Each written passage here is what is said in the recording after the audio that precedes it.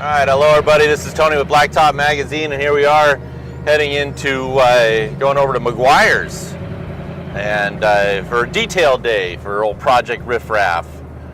Gonna get the black looked at and rubbed on the body here.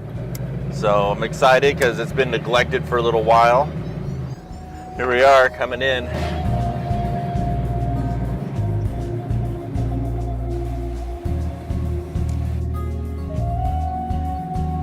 Smile, you're on camera.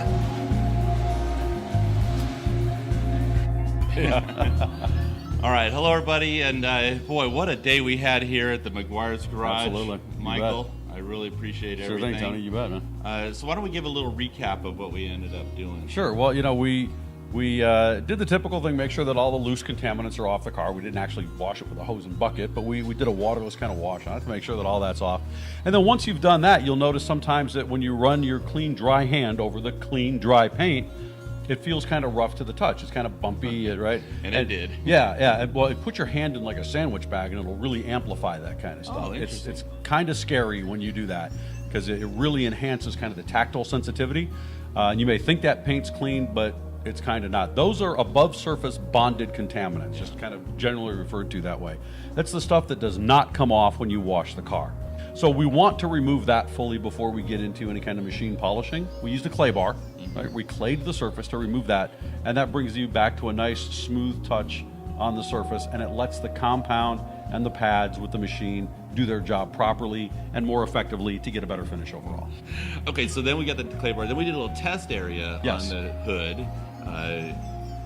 Well, 'cause the first time you touch any car, you don't really know how the paint on that car is going to respond. So we always want to do a test spot.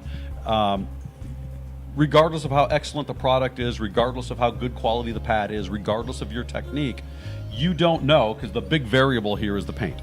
So we always want to do a test spot, and sometimes it turns into a bit of a process to figure out what's the best process to take the paint from where it currently is to where you want it to be. And that's the key, where Yeah. you want it to be. Are we looking to do a complete show car concours level finish? Yeah. That may not be the smartest way to go. So what we're trying to accomplish with a test spot is find the most effective solution to the problem, the task at hand, and the goal. And that can be a two-step, it can be a three-step, sometimes it's a one-step. And what we looked at here was taking our new D166, the ultra polishing wax, and trying it with a couple of different pads to see how much cut we could get, because we do have a difference in cutting ability in the pads, and to see what level we got to and where we wanted to be. Critically though, we always want to use the least aggressive method to get the job done. There's no reason to take off more paint than is necessary. Nick was here helping us out too, and so we ended up going with the yellow pad on your DA. Right. And the D166. The D166. Yeah, we noticed with the burgundy foam on this paint, we got a little bit more haze than we did with the yellow foam, but we got almost the same amount of correction. Right. So going with the yellow foam, same amount of correction, no haze. We didn't need to do a follow-up step. Yeah. And that was kind of the idea here as we were, kind of chasing the swirls and getting it to where we want. That same burgundy foam pad, I've seen on other cars where the finish is darn near flawless, even from the cutting step. So that's the reason for that test spot. Find out, just because that one process worked great on the car you did yesterday, doesn't mean that same process is going to work equally well on the car you're doing today. The paint's different. It was you, Nick, and I going at it Right. all around the car with the DAs. Nick had a little air-powered. Was that a DA also? That was a DA The as well, yeah, 3-inch to get into some of the one. tighter spots. Yeah. Right. And then it took us a total of maybe 7 hours. 6 or 7 man hours, I think, to do it, right, do the right. black area on here. And it's just amazing. Kind of transformed the look of the car, didn't it? Sure did. Yeah, and that's right. We always say you get out of it what you put into it. Right? So we could have buzzed over this real quick in probably an hour or two and made it look a lot better. Right. But 6 to 7 man hours, and if you're doing this on your own, you're going to put in an entire day, take a break. I say for lunch, get your kids involved.